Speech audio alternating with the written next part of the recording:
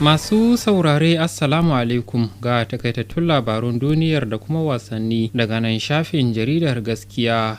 Rundunar Operation haɗin kai ta tabbatar da ceto 'yan mata 12 da mayakan Boko Haram suka yi garkuwa da su a yankin Musa da ke karamar hukumar Askira ba ta jihar Borno. Rahotanni daga Zamfara da Katsina sun nuna cewa wasu al'ummomi da dama sun kulla yarjejeniyar zaman lafiya da kungiyoyin 'yan bindiga, yarjejeniyar da ke tilasta musu biyan kuɗi, raba amfanin gona har ma da nomawa 'yan bindigar gonakinsu. Ƙungiyar ɗaliban Zamfara ta yi kira ga gwamnatin tarayya da ta jihar Zamfara da su ƙara ƙaimi wajen shawo kan matsalar tsaro da ke addabar jihar.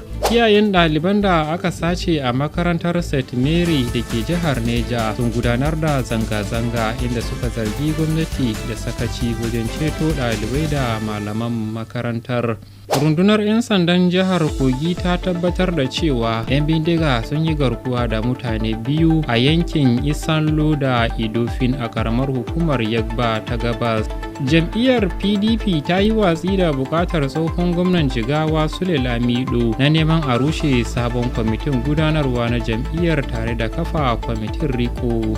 Shugaban ƙasa Bola Tinubu ya sake nanata kudirin gwamnatinsa na inganta ayyukan rundunar 'yan sandan Najeriya da sauran hukumomin tsaro. To a wani labari na daban kuma kungiyar likitoci masu neman ƙwarewa ta Najeriya ta dakatar da yajin aikin da ta shafe kwanaki 29 tana yi. Jamhuriyar Demokuraɗiyyar Congo ta ce hambararren shugaban ƙasar Gini Bisau Umaru Siseko Embalo ya isa Brazzaville babban birnin ƙasar. Akalla mutane 600 ne suka mutu sakamakon ambaliya da zaftarewar ƙasa a sassan kudancin Asiya. Yanzu kuma sai fagen wasanni. Manchester United na ci gaba da nuna sha'awar ɗaukar ɗan wasan Crystal Palace Adam Wharton akan kimanin fam miliyan 70 a kakar gaba.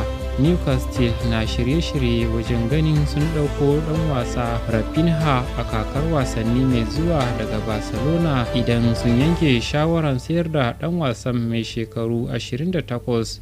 Kungiyar Tottenham na duba yiwuwar ɗauko ɗan wasan da ita ma Manchester United ke son ɗauka daga Brighton, Carlos Baleba mai shekaru 21.